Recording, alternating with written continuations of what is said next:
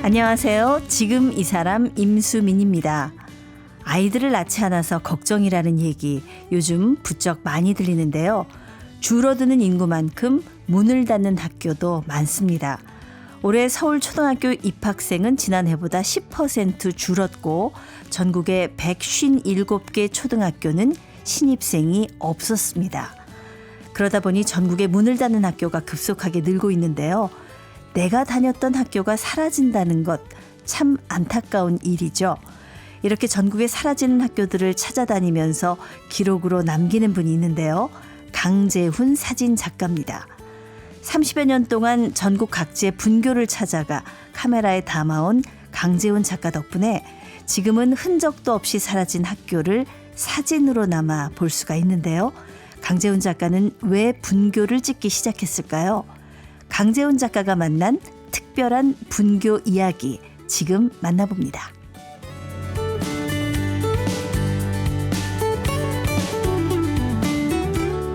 분교 사진작가 강재훈 작가님 모셨습니다. 안녕하세요. 안녕하세요. 네, 제가 분교 사진작가로 소개를 해드렸지만 뭐 분교만 찍으시는 건 아니고 원래는 그 신문 사진 기자로 출발을 하셨어요. 네네. 네, 보도 사진을 많이 찍으셨죠. 그렇습니다. 네, 30여 년 정도 신문 기자 활동하셨으면은 아주 뭐 중요한 역사 현장에 다 계셨을 것 같은데 기억에 남는 그 순간들이 있습니까?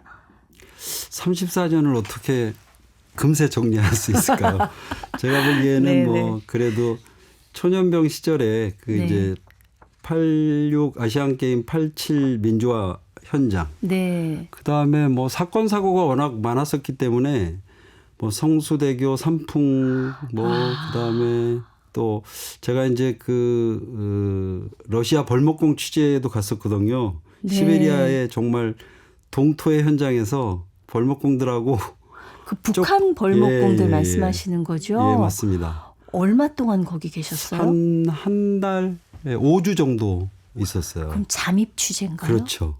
예. 예. 제가 알기로 조금 조심스럽지만 다른 언론사들도 한 두 군데, 세 군데 들어왔다가 금방 나가더라고요. 근데 저희는 이제 회사에서 아예 너희들은 거기 잠입을 해라. 네네. 이래가지고 처음에 하바롭스크로 들어갔는데 나중에 알고 보니까 하바롭스크에 들어가는 날부터 저희가 미행당하고 있었던 것 같고 여기선 취재가 안 되겠구나. 뭐 그래서 북한 정보기관인가요? 러시아 그렇죠, 정보기관인가요? 그렇죠. 제가 보기에는 뭐 양쪽 다였던 것 같아요.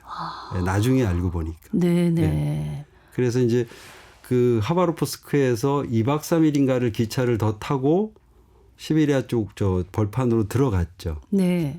거기 들어가니까 거의 정말 길거리에 만나는 사람들 거의 대부분 다 북한 노동자 같아요.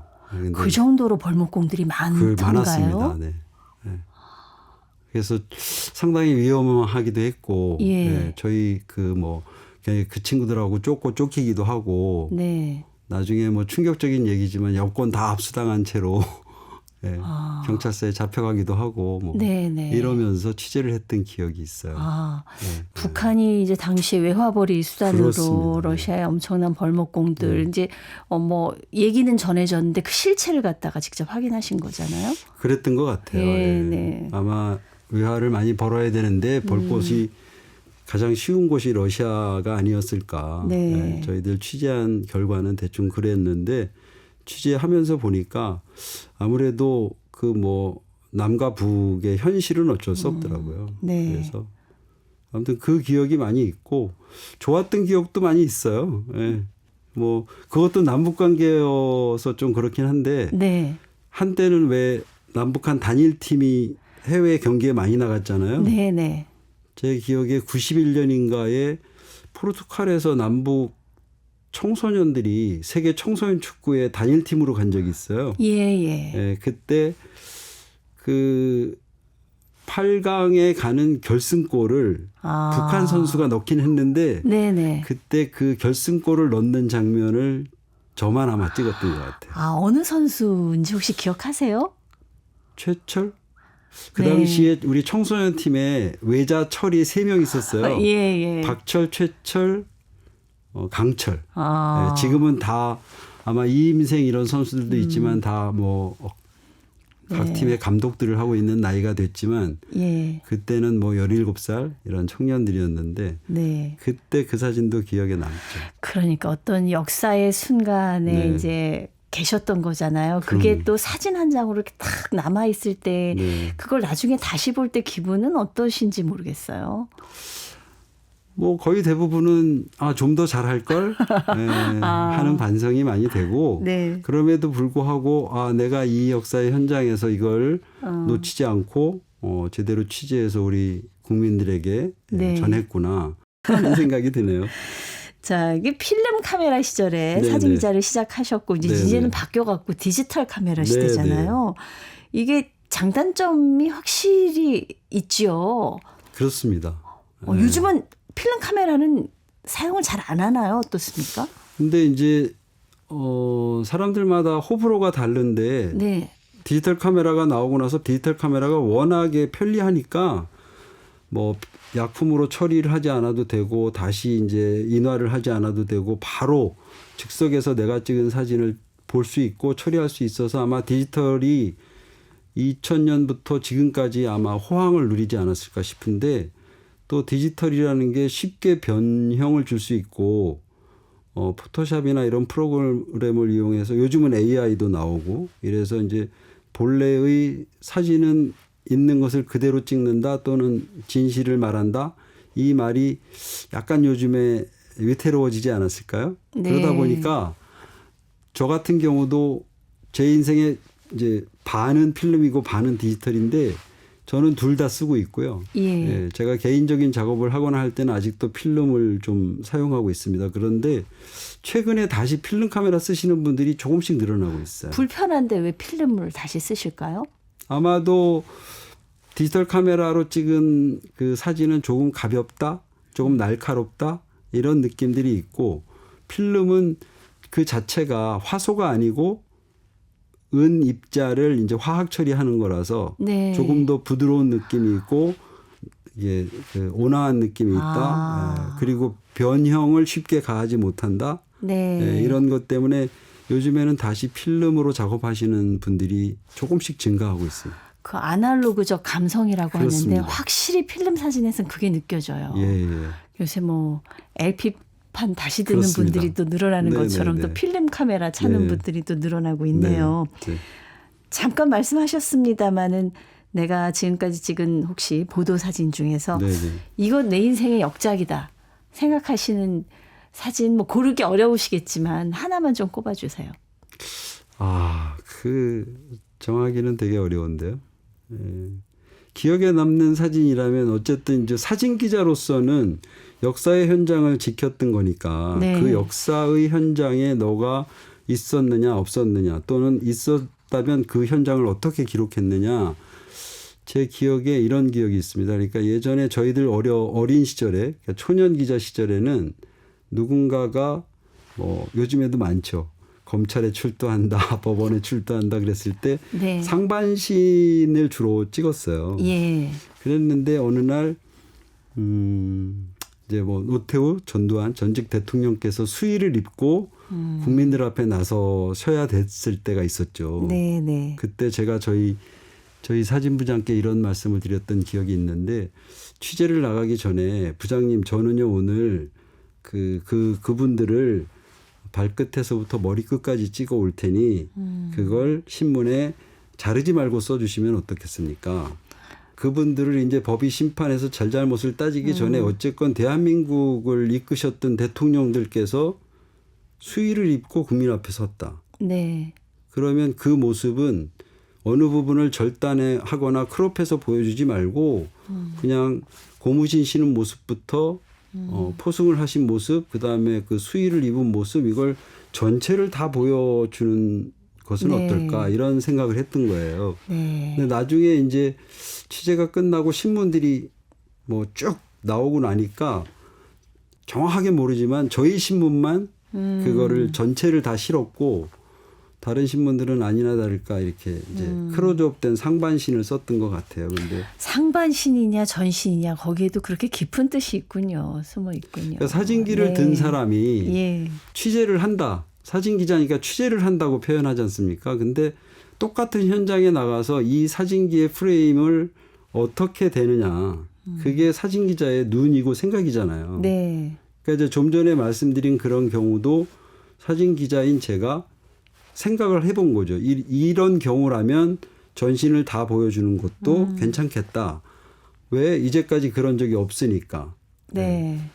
그래서 그게 사례가 아까 말씀드린 그런 경우만이 아니고 말씀드리자면 봄에 눈 속에서 피어나는 노란 복수초를 찍더라도 그 꽃을 어느 거리에서 어떤 각도로 어떻게 찍었을 때 훨씬 그 꽃이 눈 속에서 그 힘을 가지고 피어나느냐처럼 네. 보일 수가 있고 그냥 평면적으로 보일 수 있는 거. 네. 그런 생각을 해보는 거죠. 이렇게 사진 한 장에도 깊은 고민을 하시는데 요즘 뭐 휴대전화로 막 찍다 보니까 막 눌러가지고서는 잘 나오는 거 하나 걸려라 이런 마음으로 찍거든요. 굉장히 부끄럽네요. 예. 그러니까 아까 그 디지털과 필름의 차이일 수도 있거든요. 네. 필름은 이제 제일 길었던 필름이 36컷짜리를 카메라에 넣고 찍는다면 한 컷 한 컷 한 컷 찍게 되어 있고 핸드폰이나 디지털 카메라는 이제 연속해서 네. 찍는 경향들이 없지 않아 있죠. 네. 네. 근데 사진 기자는 어떻게 되셨습니까? 제가 이미 여러 차례 몇 번 인터뷰 때 말씀을 드린 바가 있어요. 저는 사진 기자로 정말 열심히 살긴 했어요. 그러나 사진 기자가 꿈이었던 적은 없고 사진 작업을 하는 사진 작가가 되고 싶었어요. 예. 더더욱이 이제 대학교에서 화학 공부를 했었거든요. 이과 출신이세요? 네네네. 예. 근데 3학년을 마치고 군에 갔다가 4학년으로 복학을 했죠. 3년 동안 군대를 갔다 와서 4학년 복학을 하고 1학기 중간고사를 볼 때쯤에 고민이 되더라고요. 이제 조금 있으면 사회로 나갈 텐데 이대로 졸업을 하고 나가면 내가 전공한 이 화학이라는 걸 가지고 직업을 찾게 될 것이고 이 삶을 계속 살게 될 텐데 생각해 보니까 조금 재미가 없을 것 같은 거예요. 그래서 중퇴하기로 결심을 했어요. 중퇴를 아니 그래요. 1년 남겨놓고요. 다 좀- 왔는데 좀 졸업은 뭐- 하고서는 뭘 하든가 하셨어야죠. 아니요.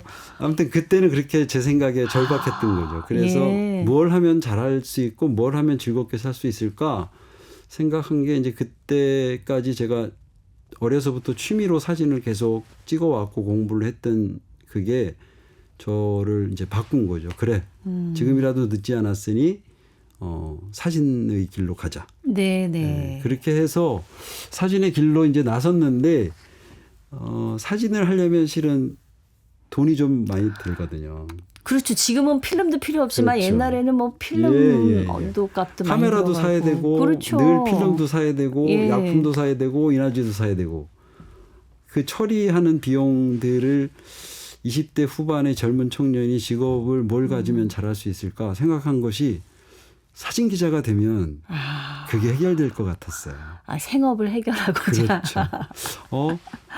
네, 카메라도 사진 기자들은 회사에서 취재 장비로 준다는데 그걸 가지고 내가 조금씩 내 사진도 찍으면 되지 않을까? 예. 사진 기자가 되고 나니 너무 좋았던 것은 사진도 생각해 보십시오.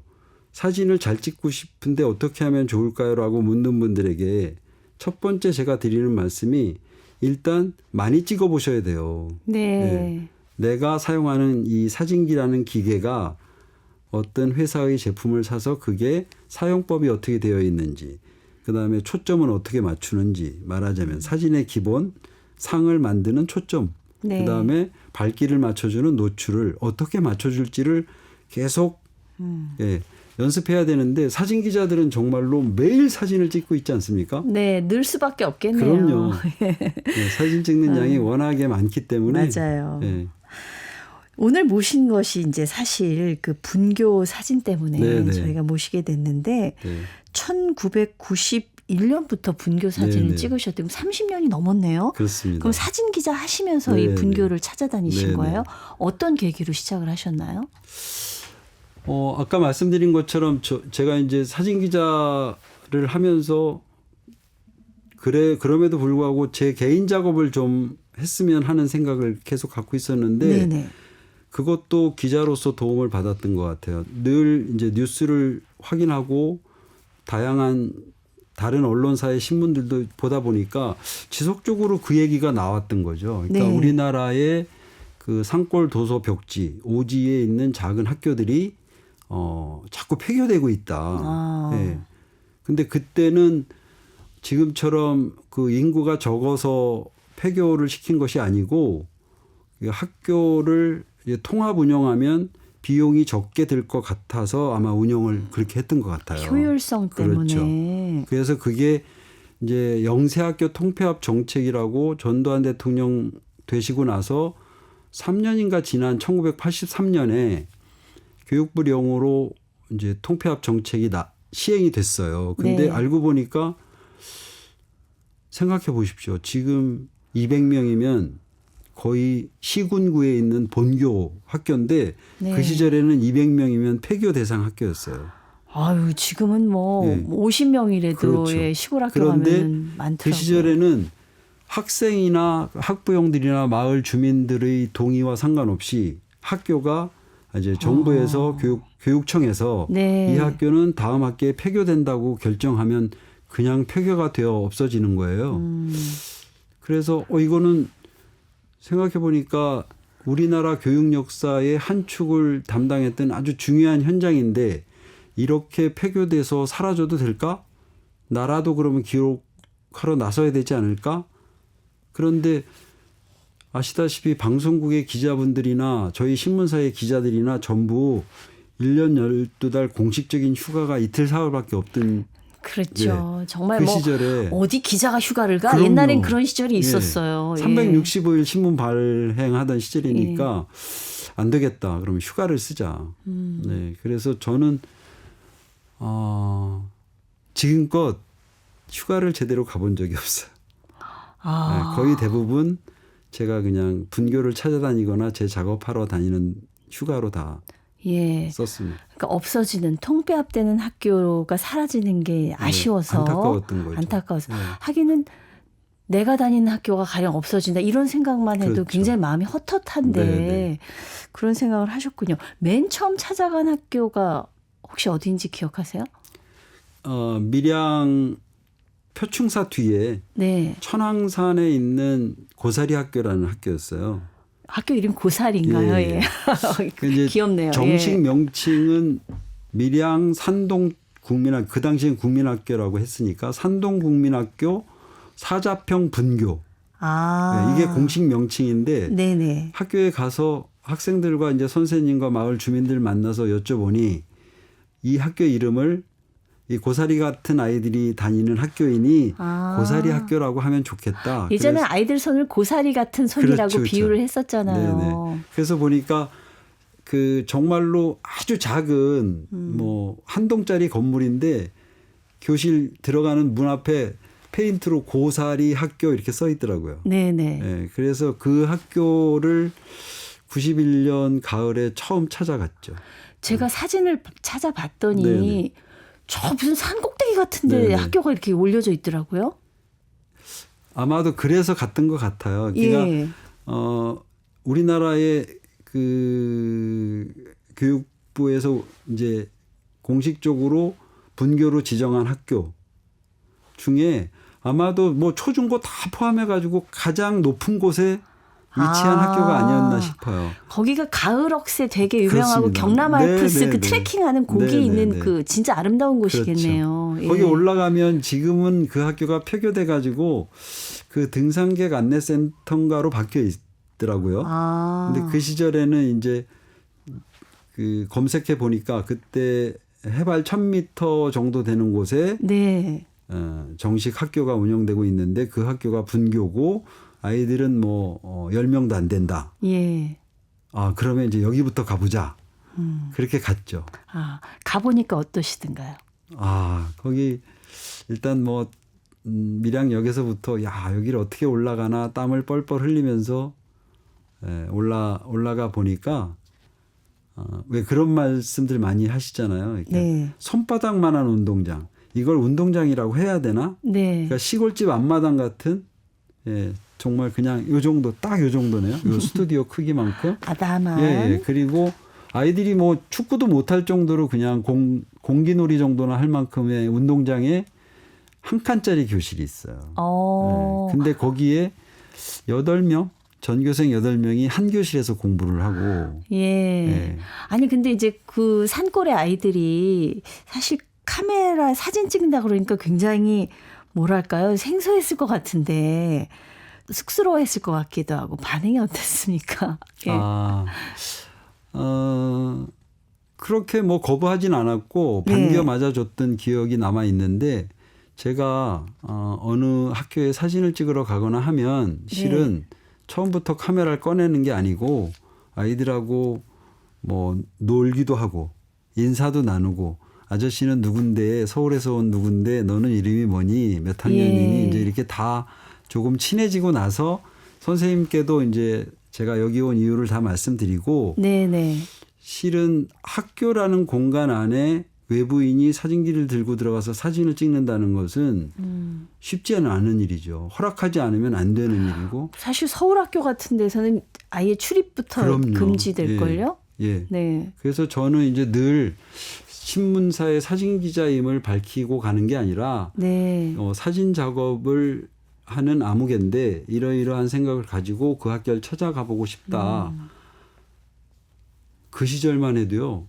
전화번호 핸드폰이 없고 전화번호를 알아내기 위해서 지역 114에 전화를 걸면 예를 들어서 뭐 051-114 이렇게 전화를 해서 어느 학교 전화번호 좀 알려주세요. 그러면 이제 그 전화로 전화를 드리면 대부분 선생님이 받으시잖아요. 네네. 그래서 사연을 말씀드리고 찾아가 봐도 될까요? 하면은 반응은 거의 대부분 똑같습니다.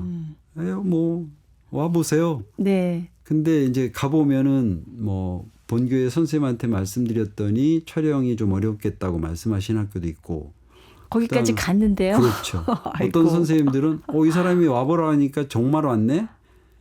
여기가 쉽게 들어올 곳이 아닌데 제가 다녔던 학교 중에 정말 차가 막히고 길이 막히고 물이 막히고 이래서 못 갈 만한 곳들이 너무 많았거든요. 예. 근데 제가 그 학교에 정말 나타난 순간 고사리 학교도 똑같았어요. 반응은. 정말 왔네 이 사람이. 이 높은 곳에. 여기까지 1000m가 그렇죠, 넘는데. 그렇죠. 그냥 등산객으로 그 제약산이나 천왕산 억새 보러 온 사람이 아니고 우리 학교 때문에 왔다고. 그래서 아마 받아주셨던 것 같아요. 네. 네. 거기서 찍었던 사진을 제가 봤어요. 네. 그 남자 어린이가 네네. 공부를 하는데 전기가 안 들어오나 봐요. 초를 이렇게 그렇죠, 2개 그렇죠. 켜놓고 공부하더라고요. 예. 그 사진 어떻게 찍었는지 기억나세요? 이제 해발이 높고 산골 마을이니까 전기가 안 들어갔겠죠. 예. 예. 가보니까 그때 90년대인데도 그렇죠. 전기가 안 들어갔어요. 예. 그랬는데 이제 학교가 끝나고 이 학교는 내가 그냥 오늘 보고 돌아갈 곳이 아니구나. 그래서 민박을 하루 청했어요. 알고 보니까 그 학생의 집이었던 거죠. 네네. 근데 그 아이가 이제 국환이라는 아이인데 제일 고학년이었고 5학년 국환이 거기에 제가 기억하는 건 회장 겸 반장 김국환. 네. 그래서 국환이네 집에 이제 민박을 청해서 하루 묵고 있는데 날은 가을 11월 초였던 것 같아요. 그러니까 금방 어두워지고 전기도 없고 하니까 그냥 방에 이렇게 있는데 보니까 불빛이 보이더라고요. 그래서 이게 무슨 불빛이지 하고 제가 묵는 방의 방문을 열고 보니까 바로 코앞에 건너방에 불빛이 그래서 이제 확인을 해봤죠. 그랬더니 그 아까 학교에서 본 국환이가 촛불 2개를 켜놓고 네. 뭐 숙제인지 공부인지 이걸 하고 있어요. 그래서 이건 꼭 사진으로 남기고 싶은데 이때도 지금 그냥 막 찍으면 안 되겠구나. 그래서 아버지를 뵀죠. 네. 아버님 제가 우리 아드님 이렇게 촛불 켜놓고 공부하는 걸 꼭 사진으로 한 장 남기고 싶은데 괜찮겠습니까? 그랬더니 뭐 찍으셔도 좋다고 하시면서 그 다음 말씀이 더 제가 정말 평생 잊지 못해. 저희도 제 아들 공부할 때만 촛불 2개를 켜요. 이렇게 말씀하시는 거예요. 아니, 켜도 하나를 켜고 한 집안 개만. 전체에 이제 하나 켜놓고 이렇게 하는 저녁 생활을 하는데 촛불 2개 켜는 것도 허사군요. 그 아들 공부한다고. 그래서 제가 이제 아까 뭐 사진 기자로 찍은 사진 중에 어떤 게 기억 남느냐고 하셨던 것보다 네. 제가 개인적으로 이제 작업한 사진 중에 네. 정말 기억에 남는 사진이죠. 첫 번째 간 학교 저기 밀양의 네. 그 사자평 네. 고사리 분교 얘기를 지금 하셨는데 지금까지 다닌 30여 년 동안 다녀오신 분교 숫자가 어느 정도 되는지 혹시 아세요? 전국 8도에 한 100여 곳? 100여 곳. 예. 네. 그게 다 본인의 휴가를 반납하고 거의 대부분이죠. 갔다 오신 네, 거잖아요. 네. 근데 한 군데 한 번만 가시는 건 아니죠? 그런 건 아니고요. 네. 이제 제가 어쨌건 오랜 기간 작업을 하다 보니까 예.